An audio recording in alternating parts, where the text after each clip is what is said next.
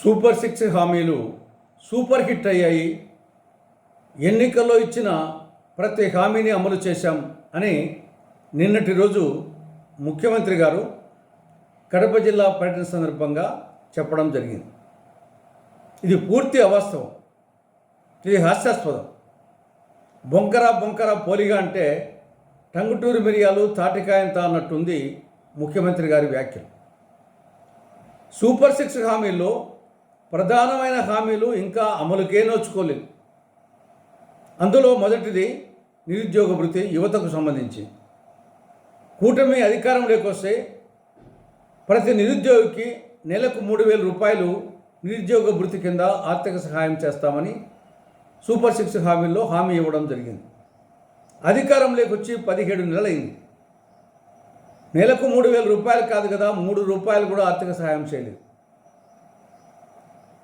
ఈ యొక్క 17 నెలల్లో ఒక్కొక్క నిరుద్యోగికి నెలకు 3,000 చొప్పున 17 నెలలకు 51,000 కూటమి ప్రభుత్వం నిరుద్యోగులకు ఎగ్గొట్టింది. ఆ విధంగా రాష్ట్రంలో 20 లక్షల మంది నిరుద్యోగులకు మోసం చేసింది. రెండవది ఆడబిడ్డ నిధి. 19-59 సంవత్సరాల మధ్య వయసు ఉన్న ప్రతి ఆడబిడ్డకు నెలకు 1,500 రూపాయలు ఆర్థిక సహాయం చేస్తామని సూపర్ సిక్స్ హామీలో చెప్పడం జరిగింది. 17 నెలలైంది.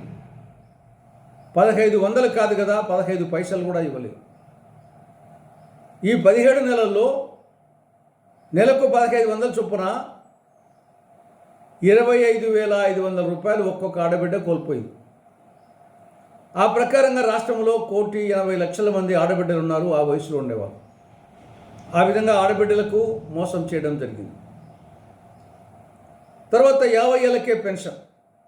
ఎస్సీ, ఎస్టీ, బీసీ, ముస్లిం మైనార్టీలకు 50 ఏళ్ళకే పెన్షన్ ఇస్తామని సూపర్ సిక్స్ హామీలో హామీ ఇవ్వడం జరిగింది. 17 నెలలైంది. ఊసేయలేదు. నెలకు 4,000 రూపాయల చొప్పున ఒక్కొక్కరు ఈ యొక్క 17 నెలల్లో 68,000 కోట్ల రూపాయలు కోల్పోయారు. ఆ విధంగా 17 లక్షల మంది ఉన్నారు.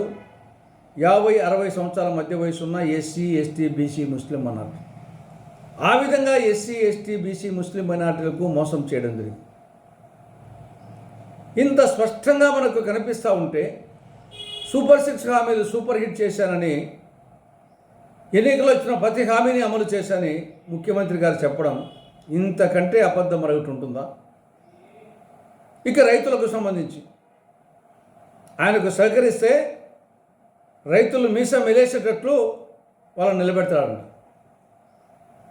ఆయన 16.5 సంవత్సరాల ముఖ్యమంత్రి. నిన్న మొన్న ముఖ్యమంత్రి కాదు.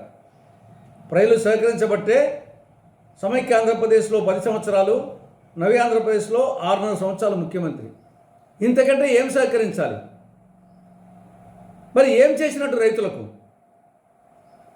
మీసం మెలేయడం కాదు, రైతుల మీసాలు ఊడిపోతున్నాయి, ఊసిపోతున్నాయి.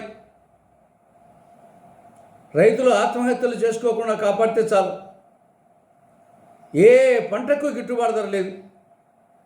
అటు పొగాకు, మిర్చి, పసుపు, చీని, అరటి, టొమాటో, ఉల్లి, పూలు, ఏ పంటకు గిట్టుబాటు ధర లేదు. అడిగేవాడు లేడు, కొనేవాడు లేడు. ప్రభుత్వం జోక్యం చేసుకోవడం లేదు, మాటలు తప్ప. ఇక పంటల బీమా హులక్కి, పంట నష్టపరిహారం ఇచ్చేది అరకొర, అది సకాలంలో అందడం లేదు. సున్నా వడ్డీ పథకానికి సున్నం పెట్టడం జరిగింది. పావలా వడ్డీ పథకానికి పాడెకట్టడం జరిగింది. ఎరువుల కొరత, ఎరువుల ధరలు పెరిగినాయి. యూరియా కొరత, సబ్సిడీ విత్తనాలు సకాలంలో అందించడం లేదు.